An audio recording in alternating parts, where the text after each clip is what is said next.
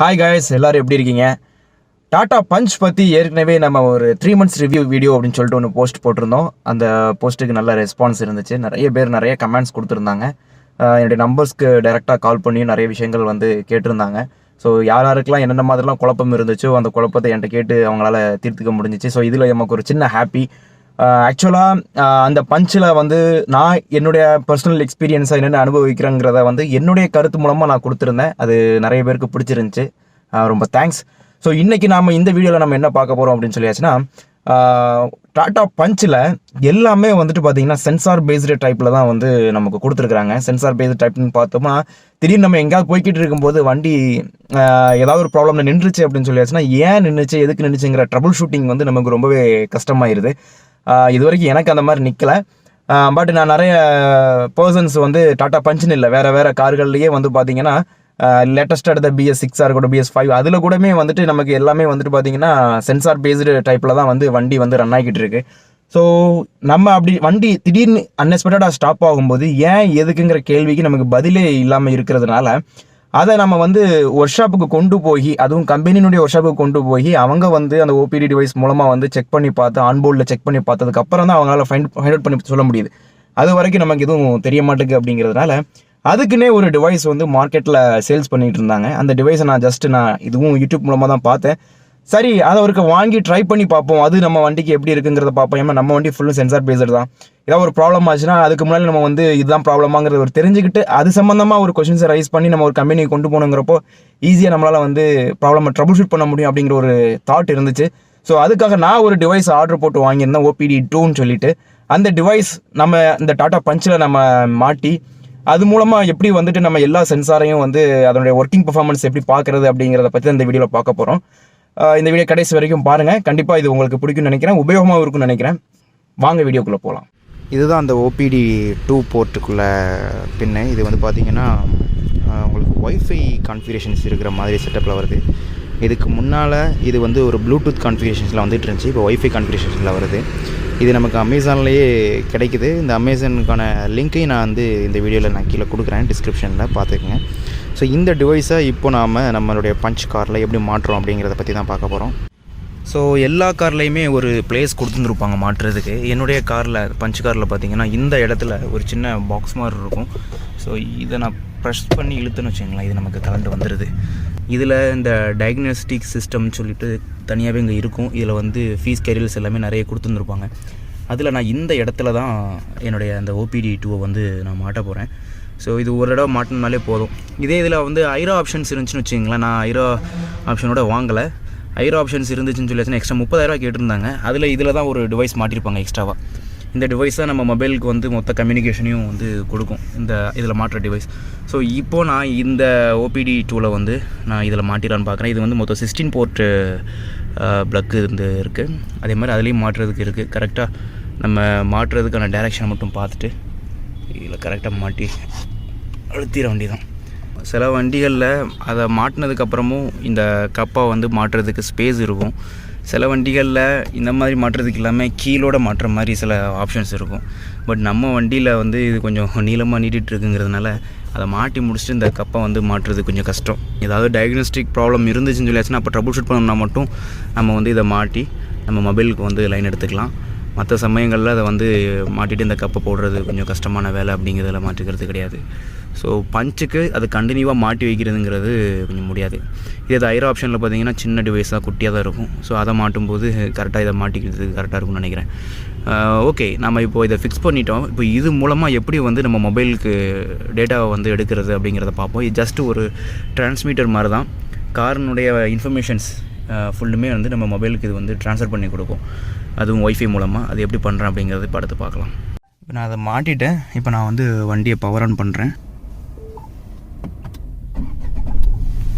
Okay, power on பண்ணிட்டேன். இப்போ நான் ஃபஸ்ட்டு அது ஒய்ஃபை டிவைஸ் கான்ஃபிகரேஷனுங்கிறதுனால நம்ம ஒய்ஃபையில் அதை கனெக்ட் பண்ணுறதுக்கு ட்ரை பண்ணணும். உங்களுடைய ஒய்ஃபை இதை ஸ்டார்ட் பண்ணிவிட்டு உங்களுக்கு அந்த ஒய்ஃபை டிரான்ஸ்மிஷன் மூலமாக உங்களுக்கு இந்த இதில் வந்து ஒய்ஃபை OPD 2ன்னு சொல்லிட்டு ஒரு நேமில் காட்டும்.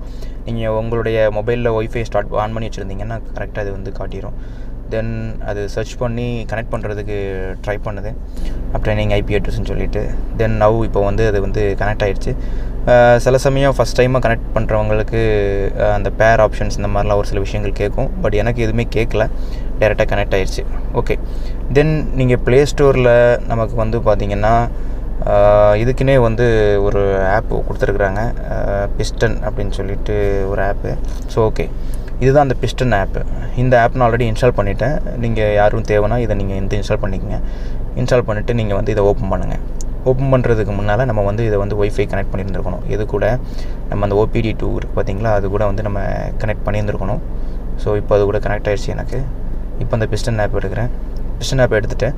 இதில் ரைட் சைடில் மேலே கார்னரில் பாருங்கள், இந்த இடத்துல ஒரு ஆப்ஷன் இருக்குது கனெக்ட் பண்ணுறதுக்கு. ஸோ இப்போது கனெக்ட் ஆகுது எனக்கு கார் கூட. ஒய்ஃபைலெல்லாம் கரெக்டாக பக்காவாக கனெக்ட் ஆகிடுச்சுன்னா இதில் வந்து இந்த மாதிரி ஒரு கொடி மாதிரி ஒரு சிம்பிள் வந்துடுது.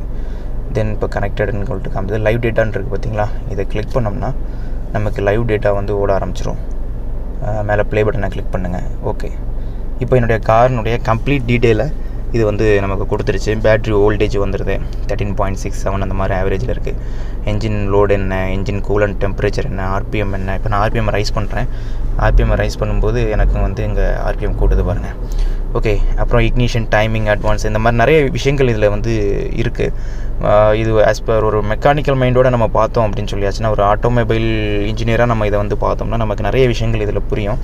இஃப் இட் இஸ் நம்ம வண்டியில் ஏதாவது ஃபால்ட் இருந்துச்சுன்னு சொல்லியாச்சுன்னா இந்த இடத்துலேயே ஃபால்ட்ஸ் அப்படின்னு சொல்லிட்டு ஒரு ஆப்ஷன் இருக்குது. இதை கிளிக் பண்ணிங்கனாலே போதும், நம்ம வண்டியில் ஏதாவது ஒரு ஃபால்ட்டில் வண்டி ஸ்டாப் ஆகி நிற்குதுன்னா இந்த இடத்துல நமக்கு லிஸ்ட் பண்ணிடும். ஸோ என்ன காரணத்தினால வந்து பாஸ் ஆகிருக்குன்னு சொல்லிட்டு. பட் அது வந்து ரொம்ப டீட்டெயில்டாக நமக்கு அந்த காரணத்தை கொடுக்காது. இப்போ நமக்கு காமிச்சிட்டு அந்த லைவ் டேட்டாவில் வந்து நமக்கு எக்ஸ்ட்ராவாக வேறு எதுவும் வேணும்னு சொல்லியாச்சுன்னா இதில் போய் நம்ம எனேபிள் பண்ணிக்கலாம். இதில் நம்ம வண்டியில் இருக்கக்கூடிய most of the sensor systems ஃபுல்லுமே இதில் வந்து நமக்கு வந்து ஒரு நேமாக கொடுத்துருக்குறாங்க. இதில் எந்த சென்சார் என்னது அப்படிங்கிறத நம்ம பார்க்கணும்னா ஒன்று நம்ம தனித்தனியாகவே வந்து நெட்டில் செக் பண்ணி பார்த்துக்கலாம். இப்போ O2 சென்சார் 1 இருக்குன்னா இந்த O2 சென்சார் 1 அர்த்தம் என்ன அப்படிங்கிறத கூகுளில் போட்டு பார்த்தோம்னா நமக்கு வந்துடும்.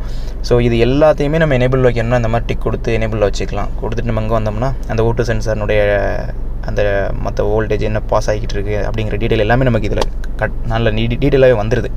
ஸோ அப்படிங்கிறத வச்சுட்டு பார்க்கும்போது நமக்கு ஏதாவது ஒரு பிரச்சனைங்கப்போ இந்த ஃபால்ட்டில் அந்த நேமோடு நமக்கு இங்கே வந்து நிற்கும். ஸோ அந்த நேமை வச்சு நம்ம வண்டியில் என்ன பிரச்சனையாக இருக்குது அப்படிங்கிறத வந்து நம்ம ட்ரபிள் ஷூட் பண்ணிக்கலாம். பட் இதில் மெயினான ஒரு விஷயம் என்னென்னா, இது வந்து ஒய்ஃபை டிரான்ஸ்மிஷன் அப்படிங்கிறதுனால அந்த ஒய்ஃபை கனெக்ஷன்ஸை நம்ம கொடுத்தா தான் வந்து நம்ம இதில் வந்து பார்க்க முடியும், லைவாக பார்க்க முடியும். பட் இதே விஷயத்தை நம்ம ஐரோ ஆப்ஷனோட பண்ணும்போது ஒரு 30,000 எக்ஸ்ட்ராவே வந்துடுது. பட் 30,000 எக்ஸ்ட்ராவில் நமக்கு என்ன பெனிஃபிட்னா 4 டயர்லையும் வந்து ப்ரெஷர் என்ன இருக்குது அப்படிங்கிறத பார்க்கக்கூடிய ஒரு டூலும் மெஷரிங் டூலும் வந்துடுதுங்கிறது ஒரு பெரிய விஷயந்தான். பட் அதுக்கு அவ்வளோகான காசு கொடுக்கணுங்கிற அவசியம் கிடையாது. இந்த டிவைஸ் வந்து நமக்கு ஜஸ்ட் ஒரு 1,200 சம்திங் தான் வந்துச்சு.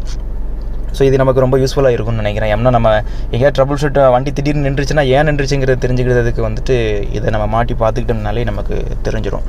ஸோ நம்ம அந்த டீட்டெயிலை உங்களுக்கு கொண்டு வரணும் அப்படிங்கிறதுக்காக தான் நம்ம இந்த ஆப்பை வந்து ரன் பண்ணி காட்டுறோம். இதே மாதிரி நிறைய ஆப் வந்து ப்ளே ஸ்டோரில் இருக்குது.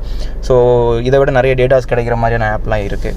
அந்த ஆப்பை வச்சு நம்ம வந்து நிறைய விஷயங்கள் பண்ணிக்கலாம். பட் இதில் குறிப்பாக இப்போ சிலவங்க சொல்லுவாங்க இன்ஜின் டார்க்கு இந்த எண்ணம் இதெல்லாம் வந்து நம்ம டியூனப் பண்ணிக்கலாம், அதுக்கெலாம் வந்து ஆப்ஷன்ஸ் இருக்கும் வைக்கின்ட்டு. பட் அதெல்லாம் எனக்கு இருக்கிற மாதிரி தெரியல. ஜஸ்ட் இது வந்து ஒரு டிரான்ஸ்மிட்டர் தான், வேறு எதையுமே ரிசீவ் பண்ணாது. இது நம்ம இங்கேருந்து எந்த இன்புட்டையுமே எதையுமே மாற்ற முடியாது. அங்கே என்ன நடந்துகிட்டு இருக்குங்கிறத மட்டும் நம்ம விசிபிளாக இதில் பார்த்துக்க முடியுங்கிறது தான் இதில் உள்ள விஷயம். ஃப்ரெண்ட்ஸ், இப்போ இந்த வீடியோ நீங்கள் பார்த்துருப்பீங்க. கட்டாயமாக இந்த வீடியோ உங்களுக்கு உபயோகமாக இருக்கும்னு நினைக்கிறேன். இது பல சிக்கல்களில் பல நண்பர்கள் நான் வந்து அகப்பட்டு இருக்கிறத வந்து நான் பார்த்துருக்கேன். அப்போ வந்து மெக்கானிக் வந்து பார்த்துமே வந்து சில விஷயங்கள் ட்ரபிள் ஷூட் பண்ண முடியாது. இதை கம்பெனிக்கு கொண்டு போய் தான் பார்த்து சரி பண்ண முடியும், நாங்கள் வந்து கம்ப்யூட்டரில் மாட்டி தான் பண்ண முடியும் அப்படிங்கிற மாதிரிலாம் நான் கேள்விப்பட்டிருக்கிறேன். இந்த மாதிரி நிறைய சம்பவங்கள் எனக்கு கண்டுக்கு முன்னாலே நடந்திருக்கு. ஸோ அந்த மாதிரியான சம்பவம் நமக்கு ஃபியூச்சரில் நடந்துடக்கூடாது அப்படிங்கிறதுக்காக இந்த ஒரு டிவைஸை நான் வந்து வாங்கி வச்சுக்கிட்டேன். நடந்துடக்கூடாதுன்னா என்ன, ஜஸ்ட் ட்ரபிள் ஷூட் பண்ணும்போது என்ன பிரச்சனையாக இருக்குங்கிறத ஒரு ஐடென்டிஃபை பண்ணணும் அப்படிங்கிறதுக்காக இது வந்து வாங்கி வச்சுருக்கிறேன். இதே மாதிரி நீங்களும் உங்கள் வண்டிக்கு தேவைன்னா கண்டிப்பாக புது வண்டி எடுக்கிறவங்க எல்லாத்துக்குமே சென்சார் பேஸ்டில் தான் வந்து எல்லாமே இருக்குது. ஆன்போர்ட் டயக்னோஸ்டிக் சிஸ்டம் வந்து இருக்கிற எல்லாத்துலேயுமே இருக்குது இப்போ வருத வண்டிகளில். அதனால் நீங்கள் இது ஒன்று கையிலேயே வச்சுக்கிறதுங்கிறது நல்லது. ஸோ இது மாதிரியான புதுசாக வேறு எதுவும் என்னுடைய பஞ்சுக்கு நான் அப்கிரேட் பண்ணோம்னாலோ இல்லாட்டினா புதுசாக நான் எதுவும் விஷயங்கள் இந்த மெக்கானிசம் சம்மந்தமாக தெரிஞ்சுக்கிட்டேனாலும் கண்டிப்பாக என்னுடைய ப்ளாகில் நான் அடுத்தடுத்து போட்டுட்டு தான் இருக்கிறேன். இது சம்மந்தம் வேறு கேள்விகள் இருந்துச்சாலும் இந்த இதில் கமெண்ட்டாக கொடுங்க. கண்டிப்பாக நான் எல்லா கமெண்ட்ஸுக்குமே வந்து பதில் சொல்லிட்டு இருக்கிறேன். இது மாதிரியான நிறைய வீடியோக்களை நான் அடுத்தடுத்து இந்த ப்ளாக் மூலமாக நான் கொடுக்குறதுக்கு தயாராக இருந்துகிட்டு இருக்கிறேன். ஸோ இந்த ப்ளாக்கை நீங்கள் சப்ஸ்கிரைப் பண்ணி வச்சுக்கோங்க. நம்ம அடுத்த வீடியோவில் சந்திக்கலாம். பாய்.